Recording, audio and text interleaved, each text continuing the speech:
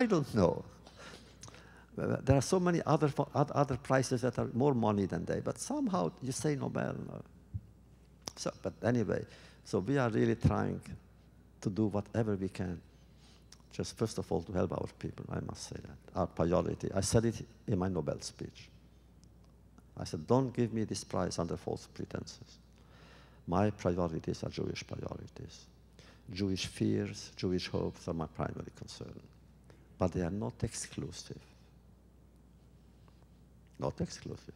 Wherever people suffer, I must be there to listen to their voices. Whenever we can help other people, I was among the first to draw the alarm on Darfur, about Rwanda, about Bosnia. Well, I'm not speaking about myself here, but the fact is, this little foundation that we have, 3 people work for us. She works all day and night, but for work, it is really, it's good. And we have to do it, so we do it. Yes, please. I have a loud voice, so probably you. Okay. Sort of relates to several things you said as a professor and relating to what you just said about the universities. This is a question I get asked all the time. Why are Jewish faculty so silent in the light of things like the boycott and other things that go on campus? And what, if anything, can be done to motivate Jewish faculty to speak out in the way that you do? You think I know?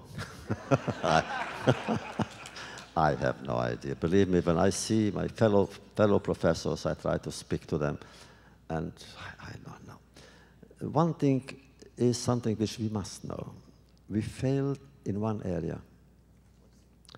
Some 25 years ago, or 30 years ago, Arab money became available to many major universities to create chairs in Islamic studies. And we haven't foreseen the danger in all that.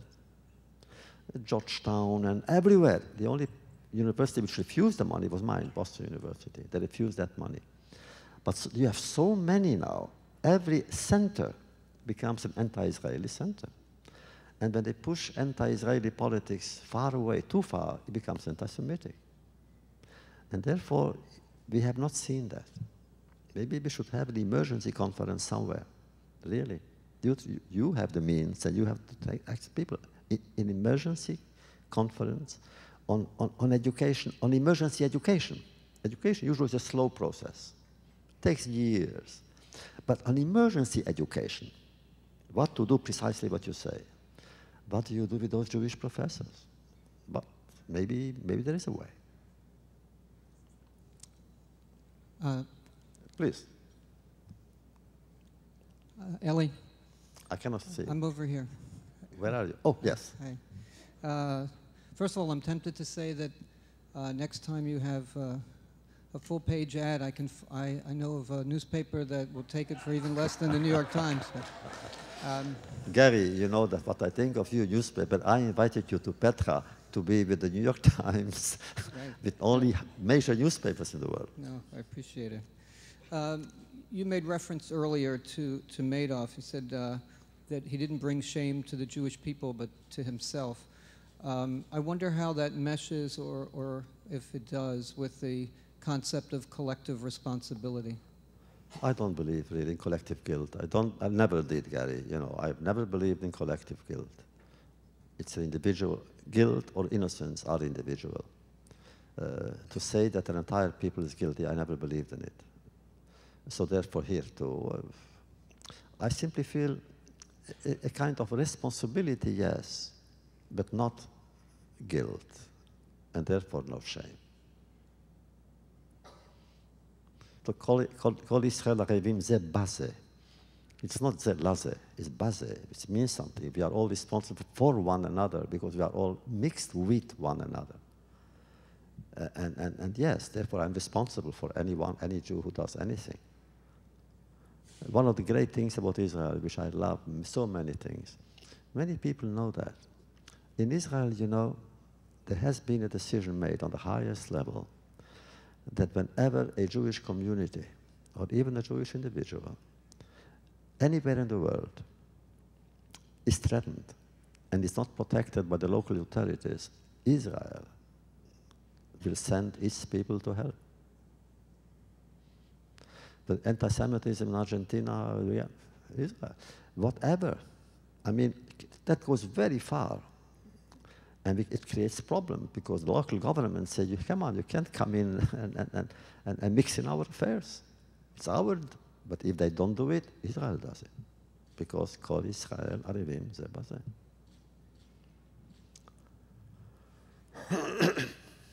This will be the last question. You've focused on the centrality of Israel, and especially Israel's survival. We know what's going on in Europe and the Muslim threat that you also identified as increasing in the US. What do you think the Jewish world can and should and must do to lessen the threat to Israel's survival? I don't think Israel's survival is in danger. I really don't believe that. Nor does Israel, by the way. Come on. Israel, thank God, is so strong with all kinds of incidents and all kinds of mistakes, but it's so strong. Israel is here, and also historically, I do not believe that a century could afford another tragedy of on such scale to say Israel's survival. I cannot believe. I don't believe it. But Israel's interests, Israel's security need help, and there we should help. But we help in America, for instance, but we must do whatever we can, is first of all to prevail upon our government to be pro-Israeli, just like that. Not to be even-handed. Israel can't afford that. To be pro-Israeli, to say we must first understand Israel. We must say that.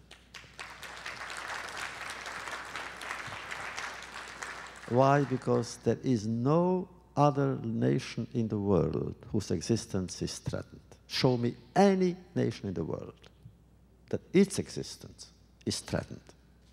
Only Israel's. And by the way, the enemy says it openly. Hezbollah and Hamas, they say it.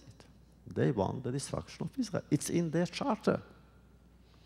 So therefore, we must see to it that our government should be really favorably inclined to Israel's fears, and therefore Israel's hopes. It creates a moral problem occasionally.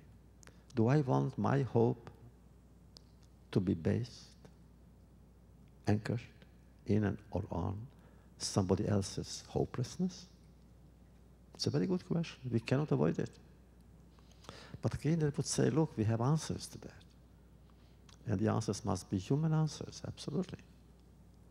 But when it comes to the totality, the collective destiny of Israel, we must be there always to defend it. As for anti-Semitism in Europe, my God, if there's one place where there shouldn't be anti-Semitism, it's Europe. I have said it when I addressed the United Nations General Assembly. I said, if Auschwitz hasn't cured the world of anti-Semitism, what can and what will? Oh, there were many factors that produced that tragedy. But one thing is sure, were it not for anti-Semitism, there would have been no Auschwitz. And yet, look, anti-Semitism again. It will pass. And we are here. And you are here. And I can tell you only one thing, as a Chassid, I tell you that. When the Baal Shem Tov, the master of the good name, was about to die, he had all of his disciples around him. And he gave them a kind of lasting, everlasting advice. In Yiddish he said, halt sich zusammen. Stay together. You too.